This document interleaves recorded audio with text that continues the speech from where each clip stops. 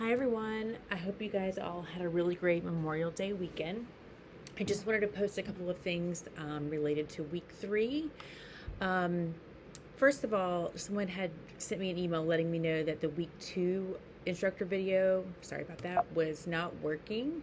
So my apologies for that.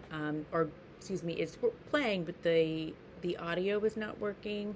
I can't figure out what happened. I don't think there's anything super critical in that email that you haven't already gotten in some other form, written form.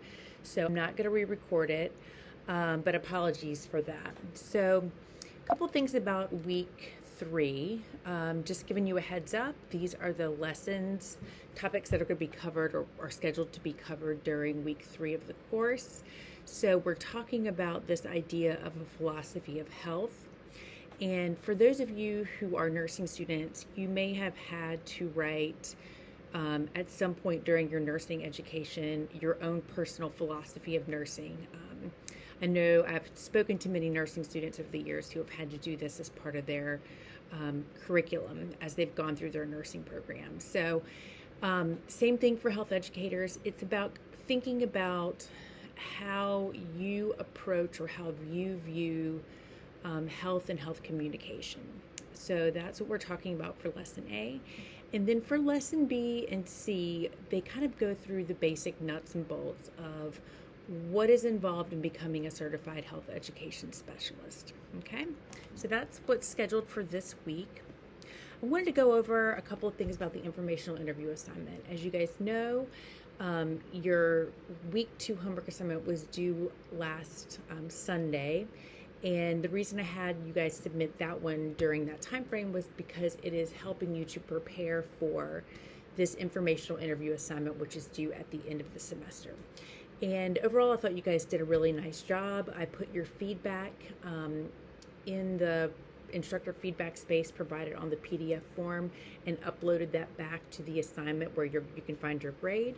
If you have any questions about my feedback or about the scoring, please don't hesitate to let me know. I'm always happy to discuss, answer questions. I certainly make mistakes and am not a perfect grader, so please just let me know if you have any questions about that. There were a couple things that I wanted to go over that were relevant to most everyone in the class that I thought I would just record in this video. The first thing, I've gotten this question, and I get this all the time in the past, 2 questions that are kind of related.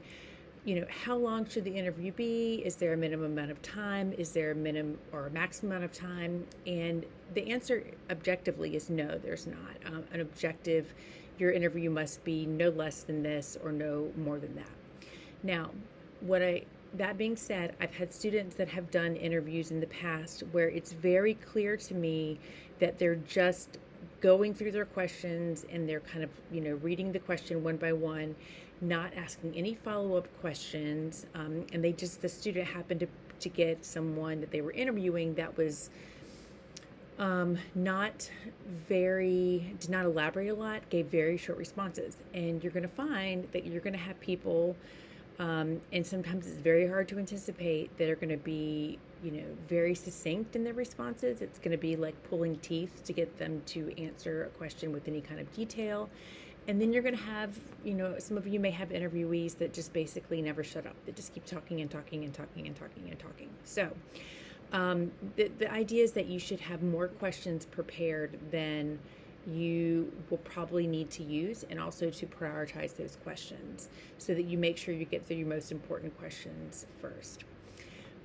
The second thing is, pay attention to social cues. You want to be respectful of this person's time. So if you find, if they're giving you social indicators or, signs with their body movements that, hey, I got to get going, just be mindful of their time and think about if you were being interviewed.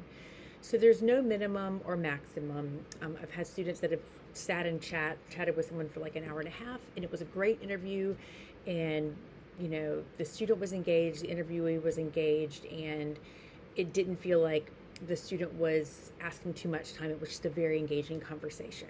So just be wary and be mindful of other people's time. And that's the same thing for how many questions that you get.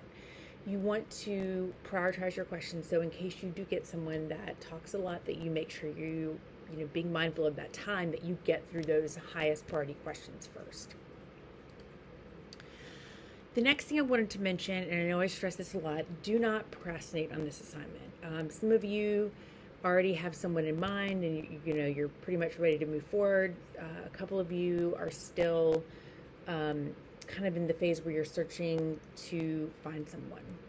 Regardless, when you identify someone, go ahead and schedule that interview as soon as possible. Go ahead and get it on the books. This is a very, very short course. And sometimes schedules change and things come up. We're all busy. And I've had this happen in the past too. And except for in truly extenuating circumstances, I'm very reluctant to grant any kind of extension on this assignment because due to things like, well, my interviewee had to reschedule or whatever.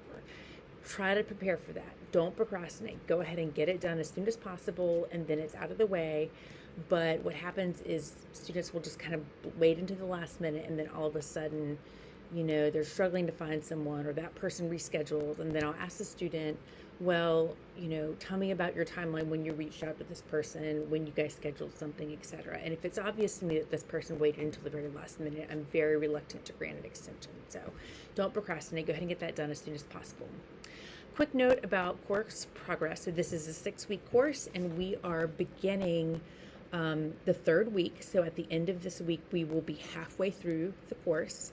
I do feel like there's a lot of assignments that have been not completed based on how far we are in the course, but I'm going to leave that up to you guys. I want you to have, the maximum amount of flexibility in your schedules and autonomy to complete them on time. One thing I would definitely recommend doing, regardless, right, is first of all going through and just kind of seeing how the assignments are distributed. So I know that, for example, the class participation assignments, weeks 5 and 6 are very heavy with a lot of ed puzzle assignments. Weeks 3 and 4 are very, very light. Weeks 2, 3, and 4 are very light. Week 1 is kind of medium, right? So just be prepared, go through and see how many assignments I'm going to have to complete each week for class participation. And the same thing with your homework. If you have not done so already, I highly recommend going and downloading all of the homework assignments.